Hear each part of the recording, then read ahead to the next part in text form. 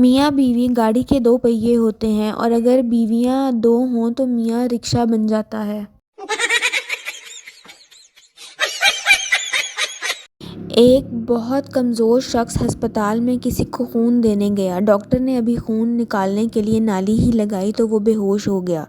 Doctor نے اسے اپنی طرف سے 5 خون کی بوتلیں لگائیں۔ تھوڑی دیر بعد اسے ہوش آیا تو ڈاکٹر نے کہا، "شکر ہے آپ کو ہوش آ گیا۔" آگے سے کہنے لگا، "نہیں ایسی بات نہیں، اگر اور خون کی ضرورت ہے تو نکال لیں۔"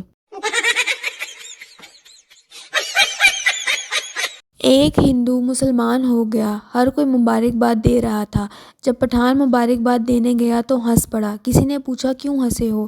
پٹھان بولا، "اس کو تب پتہ چلے گا جب جون جولائی میں روزے رکھے گا۔" میاں بیوی طلاق کے لیے عدالت آئے۔ جج: تم لوگوں کے 3 بچے ہیں، انہیں کیسے تقسیم کرو گے؟ میاں بیوی کی کافی بحث اور سوچ وچار کے بعد اس بات پر متفق ہوئے کہ وہ اگلے سال آئیں گے، ایک اور بچے کے ساتھ۔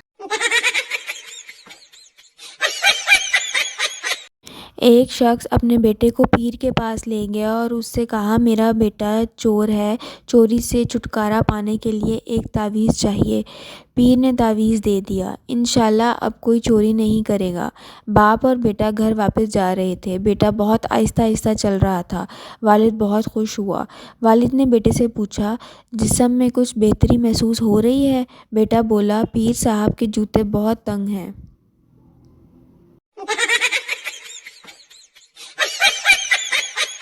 ایک پنجابی جہاز میں بیٹھ گیا۔ کچھ دیر بعد 7-8 ایئر ہوسٹس کھانا تقسیم کرنے کے لیے آ گئیں۔ یہ دیکھ کر پنجابی پریشان ہو گیا اور کہنے لگا، "اوئے سارے ہی آ گئے ہو، کوئی سٹیئرنگ تے بھی بیٹھا ہے۔"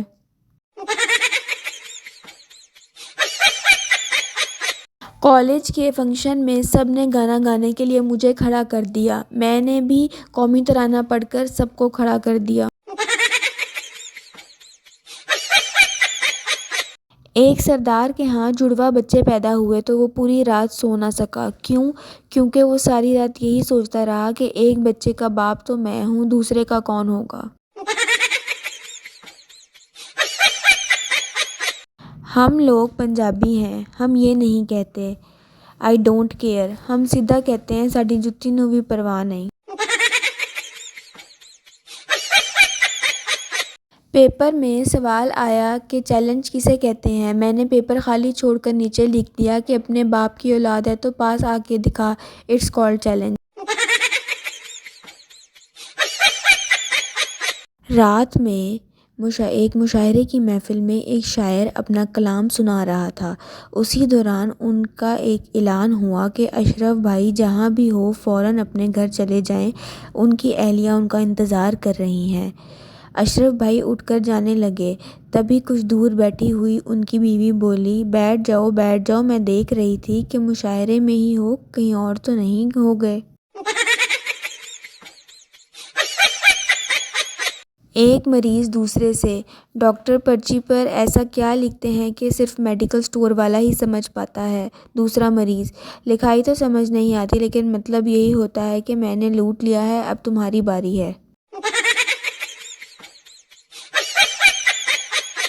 عربی: خان تم کو گرمی لگے تو کیا کرتے ہو؟ خان: اے سی والے کمرے میں چلا جاتا ہوں۔